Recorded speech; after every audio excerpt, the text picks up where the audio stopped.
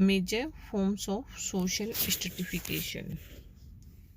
इससे पहले हमने देखा था कि what is social stratification, meaning and definitions of social stratification, social differentiation and difference between social stratification and differentiation. Now we will discuss major forms of social stratification. सामाजिक स्तरीकरण के स्वरूप। बोटोमो ने मानव इतिहास में प्रचलित सामाजिक स्तरीकरण के मुख्य रूप से जो 4 फॉर्म्स हैं उनको डिस्कस किया था, जिसमें सबसे पहले जो फॉर्म थी वो थी स्लेवरी सिस्टम, सेकंड नंबर पे एस्टेट सिस्टम, थर्ड नंबर पे क्लोज्ड स्ट्रेटिफिकेशन या caste system and fourth number पे open stratification and social class. अब हम देखते हैं कि स्तरीकरण को मुख्य रूप से जो स्ट्रेटिफिकेशन है वर्तमान समाज के अनुरूप अगर देखें तो ये मुख्य रूप से 2 तरह का ही है। इसके 2 फॉर्म्स ही रहे हैं, क्लोज्ड स्ट्रेटिफिकेशन और ओपन स्ट्रेटिफिकेशन। ठीक है, क्लोज्ड स्ट्रेटिफिकेशन है, ओपन स्ट्रेटिफिकेशन है वो वर्तमान जो अपनी जो सोसाइटी है एट प्रेजेंट जो सोसाइटी है उसके अंतर्गत आने वाले जो समाज हैं वो आते हैं। वहीं जो वर्ग में बंद जो अपना क्लोज्ड स्ट्रेटिफिकेशन है उसमें हमारी जो भारतीय जाति व्यवस्था है जो कि हमारे जन्म से निर्धारित होती है उसको हम इंक्लूड करते हैं। और ओपन स्ट्रेटिफिकेशंस होते हैं उसमें हम जो हमारे अचीव्ड जो कार्य होते हैं उनके द्वारा हम जो भी उपलब्धियां प्राप्त करते हैं उनके द्वारा ही ओपन स्ट्रेटिफिकेशन में हमारा स्थान निश्चित होता है, जिसमें हम सोशल क्लास की बात करते हैं। आगे हम इसको कम्प्लीटली डिस्कस करेंगे। पहले हम देखते हैं स्लेवरी सिस्टम क्या होता है, जिसे हम हिंदी में देखेंगे दास प्रथा, जो कि अब लगभग ख़त्म हो चुकी है। दास प्रथा है वो असमानता के चरम रूप का प्रतिनिधित्व करती थी, जिसमें व्यक्तियों के कुछ समूह होते थे उनको पूर्ण रूप से अधिकारों से वंचित रहना पड़ता था। अनेक काल एवं स्थानों पर दास प्रथा का प्रचलन रहा, किंतु प्राचीन समय में यूनान और रोम में तथा 18वीं एवं 19वीं सदी में दक्षिणी अमेरिका में इसका मुख्य रूप से प्रचलन रहा। दास प्रथा को परिभाषित करते हुए एल.टी.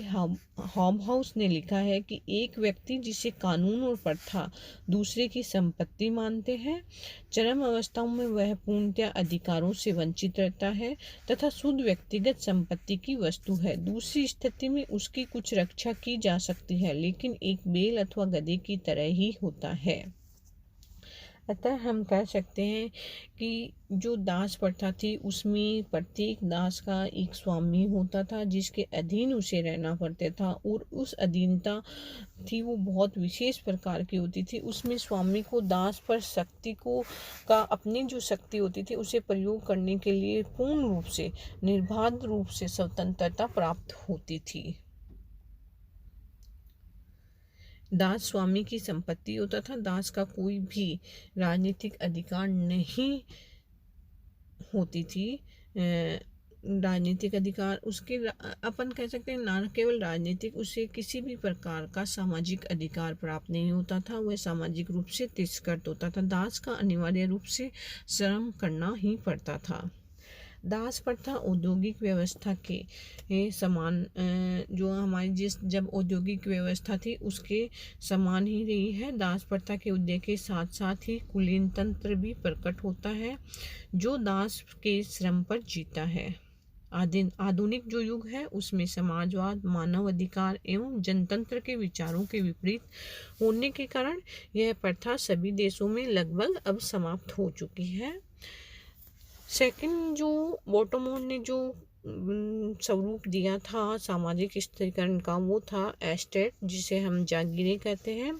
जागीर प्रथा का भी लगभग समाप्त हो चुकी है। जागीर प्रथा का प्रचलन मुख्य रूप से जो मध्ययुगीन यूरोप है उसमें रहा था, जिसमें प्रथा एवं कानून की मान्यता प्राप्त थी। जागीरें प्रथा में 3 वर्ग प्रमुख थे, उसमें एक पादरी, दूसरा सरदार और तीसरा साधारण जन होता था। प्रत्येक वर्ग की अपनी एक जीवन शैली होती थी, अपनी एक लाइफ स्टाइल होती थी और उसकी अपनी एक कल्चर होता था जो कि अन्य से भिन्न होता था। सामाजिक संस्तरण में सर्वोच्च स्थान पादरियों का, इसमें जो हाईएस्ट लेवल पे जो स्थान था वो था पादरियों का। और क्योंकि उस समय राजा भी चर्च के अधीन था, नियमानुसार तो पादरी ही सबसे ऊपर थे, किंतु उन्हें कोई पद प्राप्त नहीं था, इसलिए वे व्यावसायिक रूप से राजवंश के सरदारों के से नीचे माने जाते थे। जिन पादरियों को उपाधियां दी गई थी वे सरदारों से कोई भी संबंध नहीं रखते थे। कई पादरी अविवाहित रहते थे, अतः इनका कोई परिवार नहीं होता था। परिवार जो कि सामाजिक स्त्रीकरण की इकाई माना गया है के अभाव में पादरियों की जो सामाजिक स्थिति होती है वो स्पष्ट नहीं थी। फिर भी उनके माता पिता के परिवारों के आधार पर उनकी स्थिति का निर्धारण किया जाता था। मोटोमोर ने जागीर प्रथा की 3 विशेषताओं का मुख्य रूप से उल्लेख किया, जिसमें पहली है कि ये एक वैधानिक परिभाषा थी।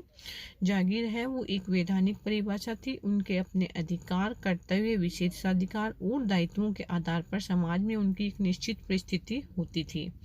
सेकंड नंबर हम देखते हैं कि जागीरों में स्पष्ट श्रम विभाजन पाया जाता था। जैसे कुलीन सबकी रक्षा करते हैं, पुजारी सबके लिए प्रार्थना करते हैं और साधारण जन सबके लिए भोजन जुटाते हैं। जागीरी राजनीतिक समूह थी, उनके पास राजनीतिक शक्ति थी। भारत में भी मौर्य काल, गुप्त काल एवं मुगल काल की सामंती व्यवस्था में यूरोपीय जागीर प्रथा के लक्षण पाए जाते हैं। यद्यपि इसका स्वरूप आर्थिक व सैनिक रहा है और यह जाति की विशेषताओं से भी युक्त रही है, अतः हम कह सकते हैं कि जागीर प्रथा ने भी समाज में स्त्रीकरण को पैदा किया है। अब हम बात करेंगे क्लोज्ड स्ट्रेटिफिकेशन की, बंद स्त्रीकरण की, जिसमें हम कास्ट सिस्टम को मानते हैं, जो कि भारतीय समाज में मुख्य रूप से प्रचलित है। यह एशिया के कुछ देशों में भी पाया जाता है। हम जातिकरण संस्तरण की चर्चा करते हैं तो हमारा ध्यान सबसे पहले निश्चित रूप से भारतीय जाति व्यवस्था की ओर आता है, जिसका कारण यही है कि केवल भारत में ही मुख्य रूप से जाति प्रथा पाई जाती है और ये पूर्ण रूप से यहाँ विद्यमान है। इसका कारण ये है कि भारत में जाति प्रथा एकदम अपनी पराकाष्ठा पर है। भारतीय जाति व्यवस्था का अनेक विद्वानों ने अध्ययन किया। जाति एक ऐसा सामाजिक समूह है जिसकी सदस्यता जन्मजात होती है। प्रत्येक जाति का अपना एक नाम होता है और उसका अपना एक वंशागत पेशा होता है। जाति की लगभग कुछ मुख्य 7 विशेषताएं होती है जो कि गूढ़े उनके द्वारा दी गई थी, जो कि बहुत महत्वपूर्ण होते हैं, जिन्हें हम देखते हैं कि जाति की सदस्यता जन्मजात होती है। जाति समाज का खंडात्मक विभाजन है। जाति व्यवस्था में उच्चता एवं निम्नता का क्रम पाया जाता है, अर्थात हायरार्की होती है। प्रत्येक जाति एक एंडोगेमस अंतर्विवाही समूह है, मतलब वह अपनी ही जाति में विवाह करती है और वंशानुगत इनका अपना एक व्यवसाय होता है जो एक पीढ़ी से दूसरी पीढ़ी चलता है।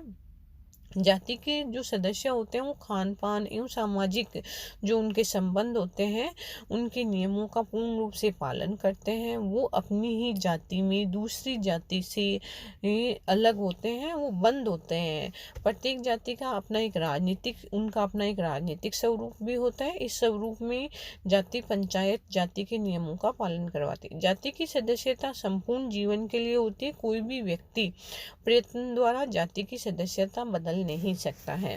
उपयुक्त विशेषताओं के आधार पर ही भारत में जातियों में संस्तरण की जो व्यवस्था पैदा की है और प्रत्येक जाति समाज के एक खंड का निर्माण करती है, समाज के एक विशेष भाग का निर्माण करती है। जाति व्यवस्था में सबसे ऊपर हम देखते हैं, जब स्ट्रेटिफिकेशन की हम बात करते हैं तो इसमें मुख्य रूप से 4 प्रकार के वर्णों में इसे विभाजित किया गया है, जिसमें सबसे ऊपर ब्राह्मण, फिर क्षत्रिय, फिर वैश्य और शूद्र वर्णों का। इनमें जो वर्ण होते थे उनका निर्माण था कि कर्म के आधार पर, व्यक्ति के कार्यों के आधार पर उनका विभाजन किया गया है। तो जो ब्राह्मण होते थे वो पठन पाठन का कार्य करते थे, पूजा हवन शिक्षा दीक्षा का कार्य करते थे। वहीं जो क्षत्रिय होते थे वो युद्ध करने का कार्य करते थे, और वैश्य थे वह कृषि से संबंधित कार्यों को करते थे और व्यापार करते थे।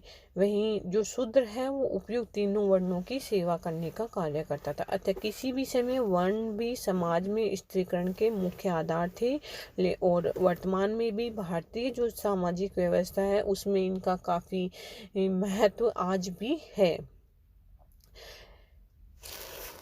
आज भी जाति हमारी जन्म से ही निर्धारित होती है और ये व्यक्ति की सामाजिक स्थिति को तय करती है। आज भी व्यक्ति अपनी जाति नहीं बदल सकता। व्यक्ति जीवन साथी का चुनाव भी सामान्यतः अपनी ही जाति में कई बार करता है। कई बार हम देखते हैं कि जातियों ने सामाजिक स्तरण को सामूहिक रूप से ऊंचा उठाने का प्रयास किया है, और इसी जो प्रक्रिया थी कि वह अपनी जाति से ऊपर उठे तो वह दूसरी जाति को, जैसे ब्राह्मण कल्चर को अपनाने का जब प्रयास किया, या अब दूसरे अपने से ऊपर जाति को उन्होंने ग्रहण किए, उसकी संस्कृति को, उसकी जीवन शैली को, उसकी लाइफ स्टाइल्स को जब उन्होंने अपनाने का प्रयास किया तो उसे श्रीनिवास ने संस्कृतनाइजेशन के नाम से या संस्कृतिकरण के नाम से उसे पुकारते हैं। उसके बारे में एक कंसेप्ट, उनकी अवधारणा दी गई है। लास्ट हम देखते हैं ओपन स्ट्रेटिफिकेशन, सोशल क्लास। वर्ग सामाजिक स्त्रीकरण का एक प्रमुख स्वरूप है जो कि अधिकांशतः देशों में यही पाया जाता है। लगभग सभी समाज में वर्ग व्यवस्था निश्चित रूप से ही पाई जाती है। किसी एक सी सामाजिक परिस्थिति वाले व्यक्तियों को इसमें हम एक वर्ग में रखते हैं, एक समान क्लास में उन्हें रखा जाता है। जन्म के अतिरिक्त किसी भी आधार पर समाज में समूह का निर्माण होता है तो वह वर्ग कहलाता है। वर्गों के आधार आर्थिक नहीं होते वरन सामाजिक और सांस्कृतिक भी होते हैं। वर्ग को परिभाषित करते हुए अकबर लिखते हैं कि एक सामाजिक वर्ग ऐसे व्यक्तियों का योग है जिनकी एक दिए हुए समाज में अनिवार्य रूप से समान सामाजिक स्थिति होती है, अर्थात उनकी एक जो भी वर्ग जिस वर्ग में वो सम्मिलित होते हैं उनमें उनकी एक समानता निश्चित रूप से होती है। वर्ग में समूह का उतार चढ़ाव पाया जाता है। ये जो वर्ग होता है उसकी मुख्य विशेषताएं हैं कि वो उसमें उतार चढ़ाव होता है, वर्ग समान नहीं होते, उनमें भी हायरार्की होती है, उच्चता एवं निम्नता का उनमें क्रम पाया जाता है। एक वर्ग के लोगों की सामाजिक परिस्थिति समान होती है, एक वर्ग दूसरे वर्ग के प्रति उच्चता या हीनता का भाव रखते हैं, और जो उसमें क्लास कॉन्शियसनेस होती है, वर्ग की अपने वर्ग के प्रति निश्चित रूप से पाई जाती है। वर्ग व्यवस्था जाति की भांति कठोर एवं बंद न होकर एक मुक्त व्यवस्था है, और एक व्यक्ति एक वर्ग से दूसरे वर्ग में आ जा सकता है। वर्ग होता है वो जन्म से उसका महत्व नहीं होता है। वर्ग के कई उपवर्ग भी होते हैं। वर्ग की जो सदस्यता है वो पूर्ण रूप से हम अर्जित करते हैं, वो जन्म से निर्धारित नहीं होती, और वर्ग होते हैं वो कम स्थिर होते हैं और उनमें परिवर्तन होता है। जबकि जो जाति व्यवस्था होती है वो लगभग स्थिर होती है, वो बंद होती है, उसमें किसी भी प्रकार का परिवर्तन करना मुश्किल होता है। तो ये हमारे जो major forms of social stratification थी उनकी 4 फॉर्म्स थी जिन्हें हमने डिस्कस किया है। Slavery system, estate system, close stratification, caste system, open stratification और सोशल क्लास। ओपन स्ट्रेटिफिकेशन में जो है वो है सोशल क्लास।